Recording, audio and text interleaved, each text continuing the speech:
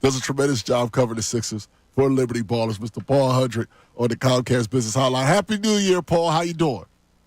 I'm doing great, Tyrone. Happy New Year, man. Appreciate it, man. Now, started off. Now, listen, I'm not trying to say the Sixers all is well, but after the terrible, terrible start, and there's a lot of people writing about suggestions of Joel Embiid shutting it down and things like that, how surprised are you that they seem to be rallying and not falling apart? I'm not surprised because, to me, it was health. Joel Embiid wasn't playing basketball games. Paul George wasn't playing basketball. Tyrese Maxey missed a bunch of games. And it just felt like every time they even gained, like, the momentum, not that they really had much of it, but anytime they gained, like, an ounce of momentum, they'd get a setback, right? Like Jared McCain tearing his meniscus, Joel Embiid breaking a bone in his face again. So I just think this is the first stretch of games where they've had consistency in who is playing, and their three stars are all playing. So I think that's been one of their big formulas to success. You see the continuity. I mean, if you watch that Portland game last night, they had this one possession where it led to a Maxey corner three. He was wide open.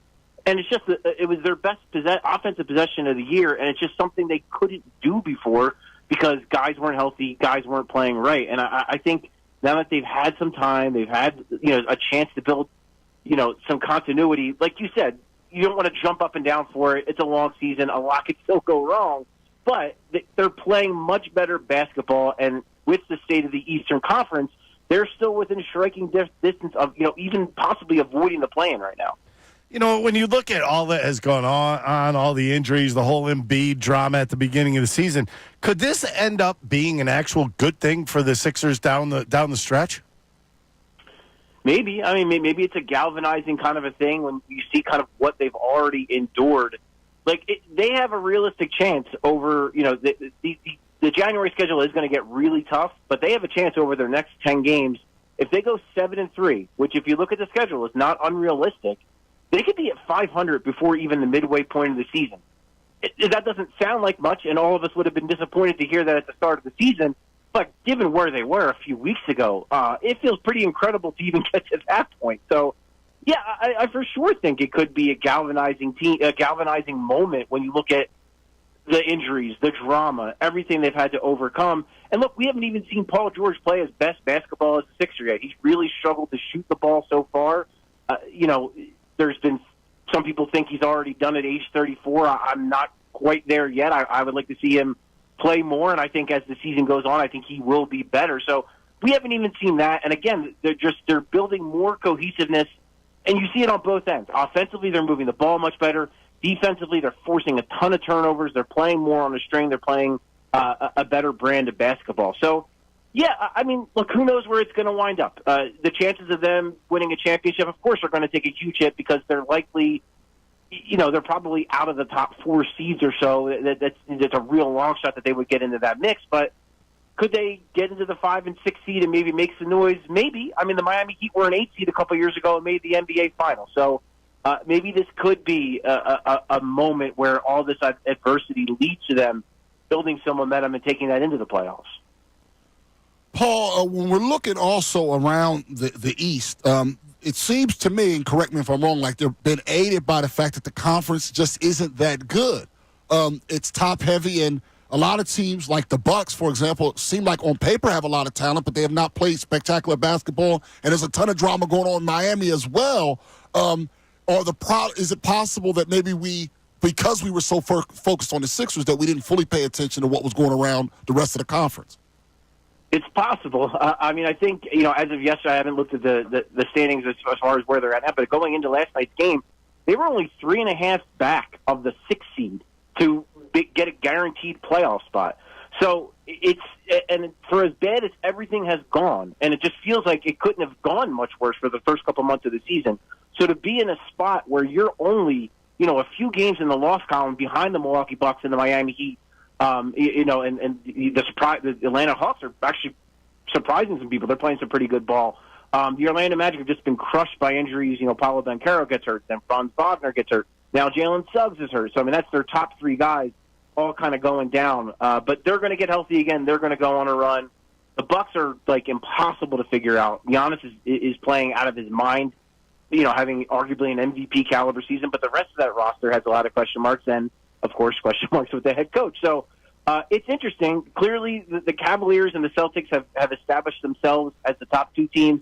The Knicks have been on fire. They're playing way better basketball, but they still have some defensive issues I think you can look at. So, yeah, I mean, I do think that's part of it, Tyrone, is that everyone has been so focused on how horrible things have gone for the Sixers that maybe they haven't noticed how horrible things have gone for the rest of the East, and that the Sixers are still within striking distance of some of those teams you mentioned. All right, you know what? You look at a couple guys, especially off the bench. You have Oubre, Caleb Martin. I mean, these guys, Caleb Martin was horrible for most of the season. He goes into Boston and bangs down 7 threes. And then Oubre last night, I believe he had 15 points and 8 steals. Are these guys starting to find their way within this lineup? Yeah, for sure. I mean, with Caleb Martin, it was health. He was dealing with a right shoulder issue, I think, all season, really. And you could just see it. He finally got to take some time off when they did the NBA Cup was happening. The Sixers basically played like 2 games in 3 weeks or something absurd like that. So he had all this time off to finally let that shoulder heal. And you see he's looking like the player they thought they were getting. Let's not forget, Caleb Martin was a guy who almost won an Eastern Conference Finals MVP, who many thought was kind of the steal of the offseason for the Sixers, getting him for $8 million a year to kind of fill the role they needed him to. Oubre really struggled when everyone else struggled. He just once the team started getting healthy, once Paul George got back into the fold, once Tyrese Maxey started to look more like Tyrese Maxey, Oubre then kind of settled into the role that he was envisioned to play, and he's filling it. I mean, I think perfectly. He's so athletic. It's just such a different dynamic than what they've had during the Joel Embiid era. You see him hitting the glass hard. You see him playing, like you mentioned, career high 8 steals last night. And his defense is just at a different level. Right now, the Sixers as a team, I mean, I think they're second in the NBA in opponent turnover percentage, which is right behind the Thunder, who are playing historically good defense. So that's kind of been the Nick Nurse staple. And those two guys you mentioned, Caleb Martin and Kelly Oubre, are a huge part of what they do, and that is turning teams over and getting out in transition and letting those guys, including Tyrese Maxey, shine on the other end. We're speaking with Paul Hudrick. He does a tremendous job covering the Sixers for Liberty Ballers. How much credit for keeping this together does Nick Nurse deserve? Some coaches we've seen kind of packing in. Heck, we've seen Doc Rivers kind of packing in when things all of a sudden he didn't have all those stars and he packed it in there. How much credit does he deserve for staying the course after a very tough couple of months? I think he deserves a lot of credit. A lot of people were crushing him, and to me, the NBA, I always think coaches probably get too much blame because it is such a star-driven league, the NBA. And when you're in a position the Sixers were in where your stars just simply aren't playing, this is what it's going to look like. It's going to look rough. They didn't have Joel Embiid or Paul George to start the season. Half their roster was new. I mean, that's not an exaggeration. Half the players on the team were brand new, had never played for Nick Nurse before. So to expect him to then snap his fingers and have his offense and his defense all set up under those circumstances, it was impossible. It was an impossible task to ask. But now that they are healthy, as I mentioned, you're seeing it over. They're 10-3 over their last 13 games, and suddenly they're a top 10 offense in the league over that stretch. A part of it is those, Joel Embiid being the force he is, coming back and playing. But part of it is their offense now runs the way it's supposed to run. You saw Tyrese Maxey on Christmas Day. Not only the points, but the assists and the playmaking. Paul George, as much as he has struggled from the field, I think his playmaking is pretty underrated. He's done a really good job since he's been here as a facilitator, as a playmaker for others. And as I mentioned, defensively, they're doing exactly what Nick Nurse wants them to do. They're getting into the ball, and they're forcing turnovers, forcing teams into bad decisions. So as they've gotten healthier and as guys have started to play together, you're starting to see, okay, this is what this was supposed to look like. This is what Nick Nurse had in mind. So, yeah, I think he deserves a lot of credit. And I think, too, it's a cliche thing of one game at a time, but I think that's how Nick Nurse has looked at it in a good way. Like, their record is not where they want it to be, but you can't change it. It is what it is. All you can do is win the next night's game, and I think Nick has done a really good job of keeping that the focus for him, and I think it's trickled down to the team, and they've also had that focus. Well, Paul, we really appreciate the time. As usual, have a Happy New Year to you and your family, and we'll talk to you soon.